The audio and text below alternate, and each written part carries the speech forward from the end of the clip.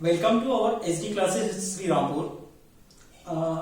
Students, if you like this video, please like and subscribe this channel. Boys, हम आज gravitational acceleration के बारे में कुछ देखेंगे. Gravitational acceleration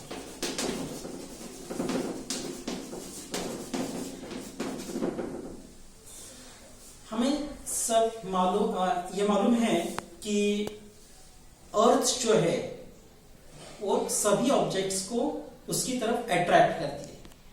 that is earth attract each and every object near it.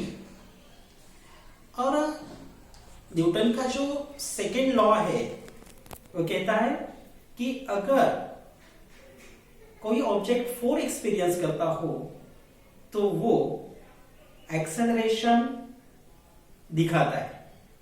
That is a body experiencing force shows acceleration in it. उस हिसाब से अर्थ जो है वो ऑब्जेक्ट को अट्रैक्ट करती है. That is force of attraction वो अप्लाई करती है.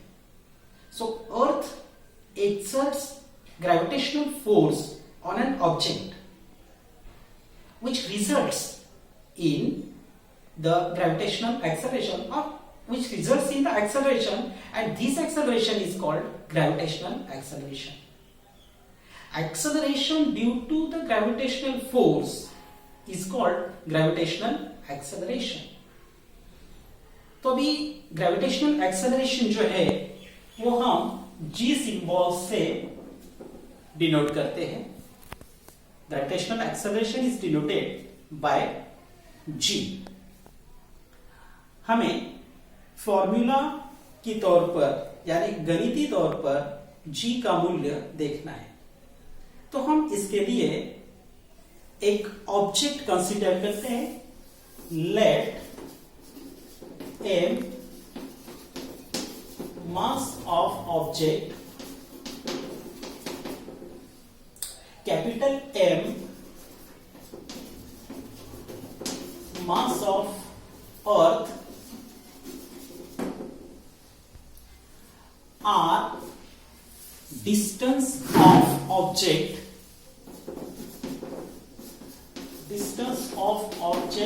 from center of earth.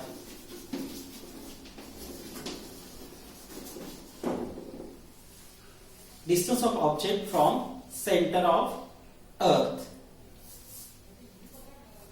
G universal gravitational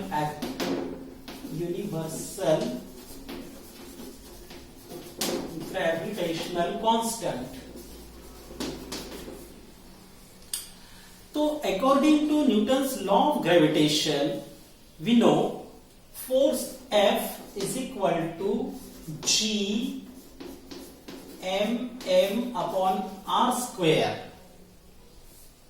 Newton's law of gravitation हमने देखा है और उसमें हमने देखा था कि जो फोर्स है वो दोनों बॉडीज के मास के प्रोडक्ट से प्रोपोर्शनल होता है और उनमें जो डिस्टेंस होता है उसके स्क्वायर से वो इनवर्सली प्रोपोर्शनल होता है.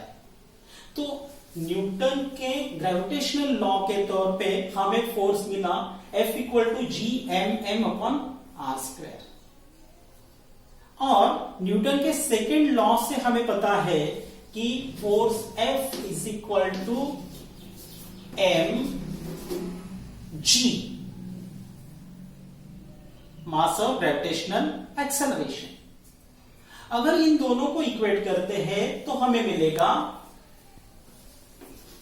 mg equal to g m upon r square.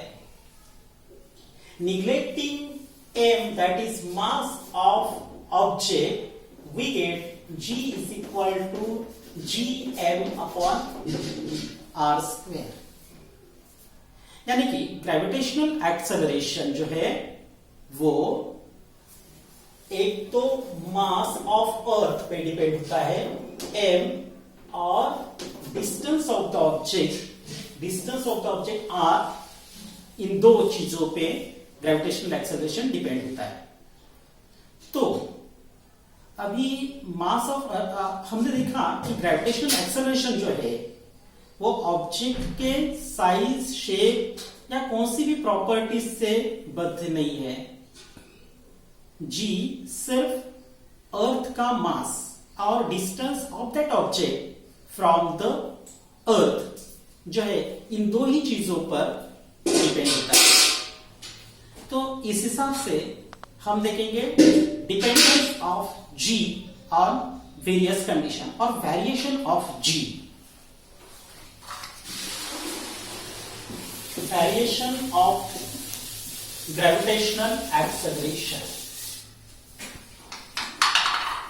We know that Earth is not exactly spherical. यानी अर्थ जो है वो exactly spherical नहीं है. It bulges to the poles and flattered to the equator, just like this.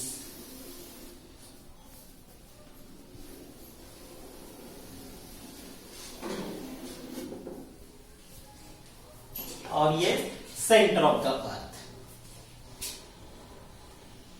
तो हमने अगर देखा कि distance of the object on the pole, north pole and south pole जो है, यह डिस्टेंस और distance of object on the equator, east west, तो हमें यह पता चलता है कि दोनों डिस्टेंस इक्वल नहीं है। पोलर डिस्टेंस जो है वो कम है और इक्वेटोरियल डिस्टेंस जो है वो ज्यादा है। और इसके कारण हमें मालूम है कि डिस्टेंस जो है वो इनवर्सली प्रोपोर्शनल, और वो भी स्क्वायर इनवर्सली प्रोपोर्शनल है। इसलिए greater the distance smaller is the acceleration, and smaller the distance greater is the acceleration. तो इसलिए ग्रेविटेशनल फोर्स, ग्रेविटेशनल एक्सेलरेशन पोल की जगह जो है वो ज्यादा है, जो कि 9.83 मीटर्स पर सेकंड स्क्वायर इतना होता है।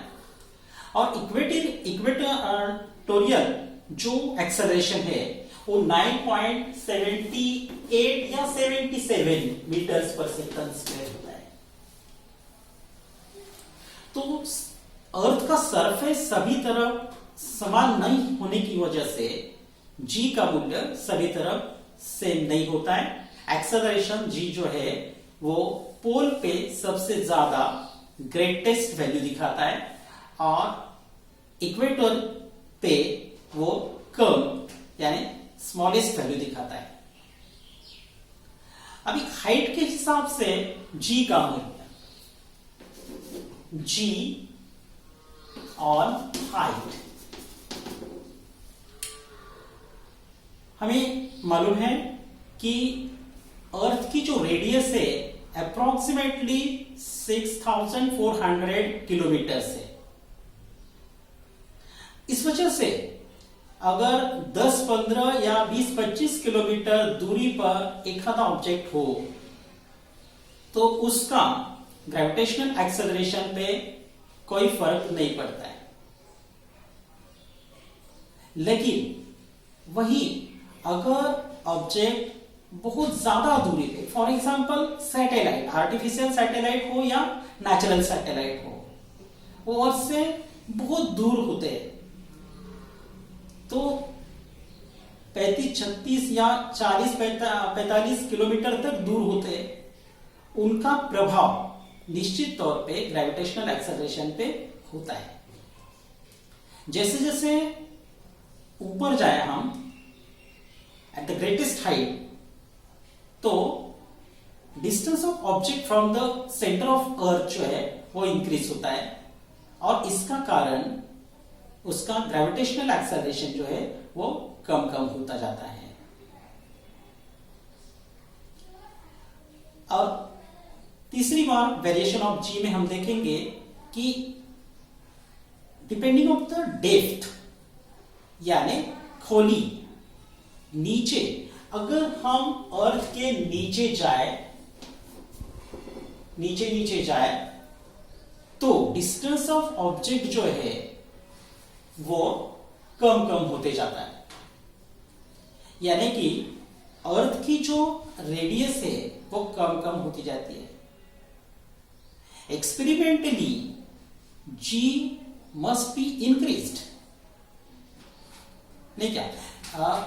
r जैसे जैसे छोटा होता जाएगा वैसे g का मूल्य बढ़ना चाहिए, लेकिन जैसे r छोटा होता है वैसे m जो है अर्थ का मास ऑफ अर्थ, हमें मालूम है कि g, r और m यानी distance of object from the centre of earth और मास ऑफ द अर्थ दोनों पे डिपेंड होता है।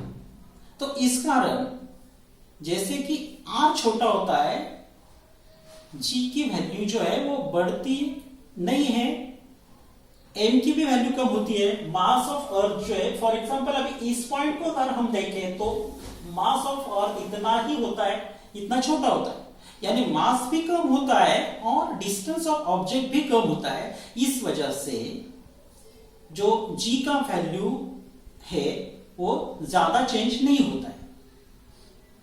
क्वेश्चन में भी arise why the object in the depth of the earth experiences no change or very small change in the value of gravitational acceleration g।